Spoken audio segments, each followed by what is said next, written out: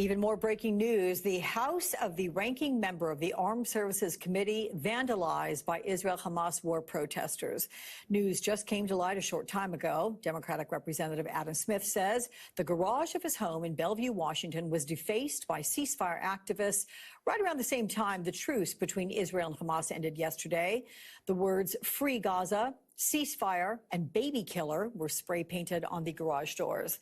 And Congressman Adam Smith of Washington is joining me right now from California, where he's been attending the Reagan National Defense Forum. Welcome, my friend. We're not too far apart from each other here out in the Valley of Los Angeles. That said, these activists are using provocative and illegal tactics. They are defacing property as they push for a ceasefire. What's your response to it overall, and also their demands on you to call for a ceasefire?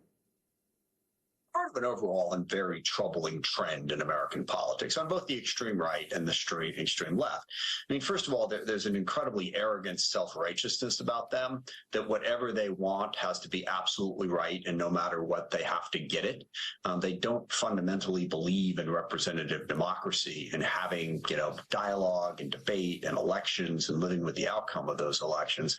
And second of all, the other troubling aspect of the trend, and certainly those on the right have done this many times, they try to intimidate people who disagree with them. They use threats, intimidation, in some cases violence to do that. And fundamentally, that gets to the core of our representative democracy. Our representative democracy is about open public debate, elections, clear sets of rules. Once you decide that those don't apply, once you decide that intimidation is an acceptable tactic, you are threatening the very foundation of representative democracy. And this has been happening in the Seattle area for quite some time. Members of the city council, a former police chief, that people show up at their homes and threaten them in a variety of different ways. And it's really troubling and problematic. The best thing we can do is aggressively push back against it, which I intend to do. I'm not going to be intimidated by this. I believe in representative democracy, and I have met with groups like this many times. I'm not blocking access. I'm giving them the opportunity to make their case in the way it should be made. So it's a very troubling direction. I mean, the broader issue is absolutely worth an open public debate. I mean, what's going on in Gaza right now is deeply troubling. I mean, nobody is happy about the humanitarian crisis going on there.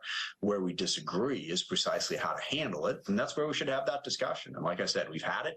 You don't need to try to resort to intimidation and creating the possibility for violence in order to have that debate. Yeah, well, 100%. You are going to be having that debate again. But can I ask you if anybody was home? Was anybody concerned for safety during this spray paint and vandalism attack? My wife was home, and that's the troubling aspect of it. I mean, who knows? I don't honestly believe that the people who did this had any violent intent or intended to break in, but mobs take on a mentality of their own. I don't know if there's one or more people.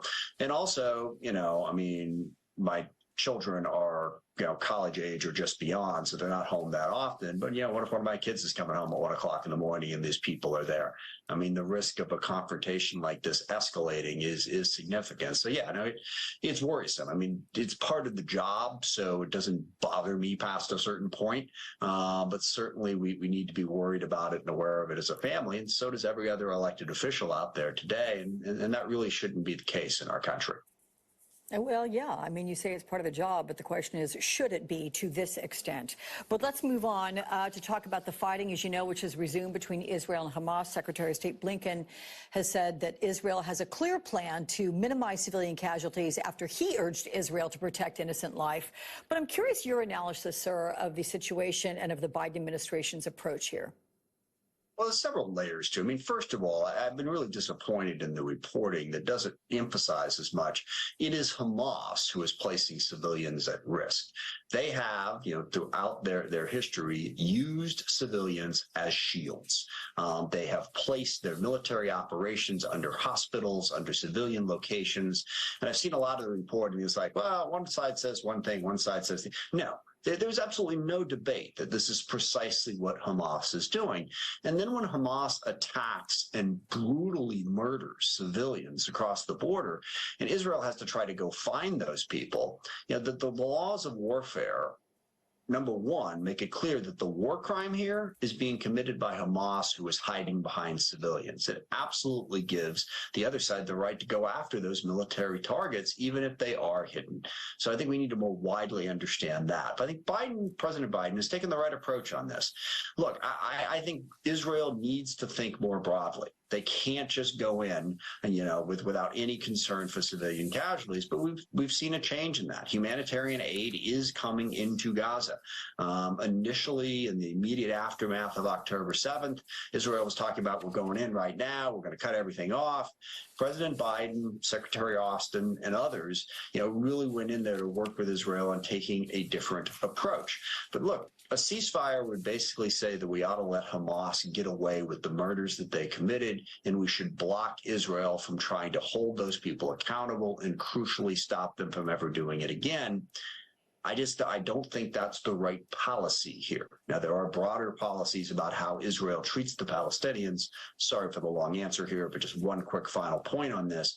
It is absolutely crucial that Palestinian civilians have a future. And I have major problems with the way the Netanyahu government has handled that over the course of the last 10 or 15 years. I've said so publicly before October 7th, and I continue to say so. And I think our administration, the Biden administration, should make those points. In many cases, they are. But you can't just let Hamas get away with this type of murder. Yeah, absolutely. Let me ask you about what NBC News is now reporting, and that is 3 months before the October 7th terrorist attack, analysts in the Israeli military alerted their superiors to a serious threat from Hamas militants, a, quote, plan designed to start a war. But their concerns were dismissed by their superiors, according to an Israeli official familiar with this matter. So this new evidence comes after the New York Times reported this week that Israel obtained the Hamas battle plan describing the October 7th attacks a full year ago. Does this growing evidence of an epic intelligence failure give you pause when you consider providing more military aid to Israel? It doesn't give me pause in terms of providing military aid. Israel needs to be able to defend themselves.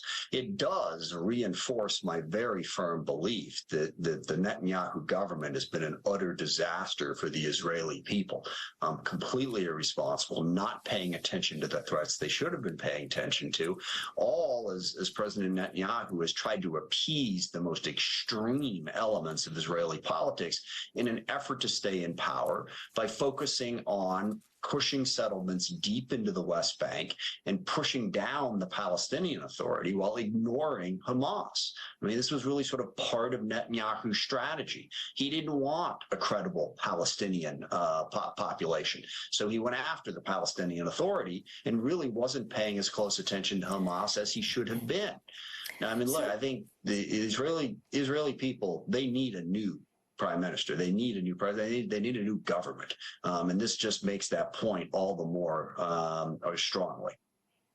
May I ask you, finally, with regard to whether it's Benjamin Netanyahu government or another prime minister's government, the aid that you're willing to support for Israel, should that come with conditions then? I think the aid should come with conditions. I think that's not the way you work with allies. You should decide, is this an ally? Is this a partner worth supporting or aren't they? I do think, and President Biden, and again, Secretary Blinken, Secretary Austin have done this, I do think it is in our interest to communicate to the Israeli government our concerns about basically the broad issue is the Palestinian population needs a future. If they don't have a future, if they don't have hope, number one, that is completely wrong. This is a group of people who deserve our respect and deserve a future just as much as anybody else.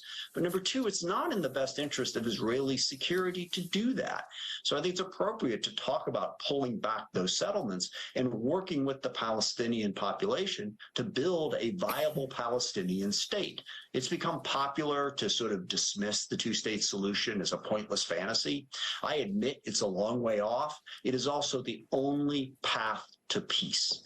We have to be in a position to build a viable civilian population that has an alternative to Hamas, that has a future. And I think our government needs to communicate that message with Israel. And I believe we have been doing that. Okay. Congressman Adam Smith, always a pleasure speaking with you. Safe travels home.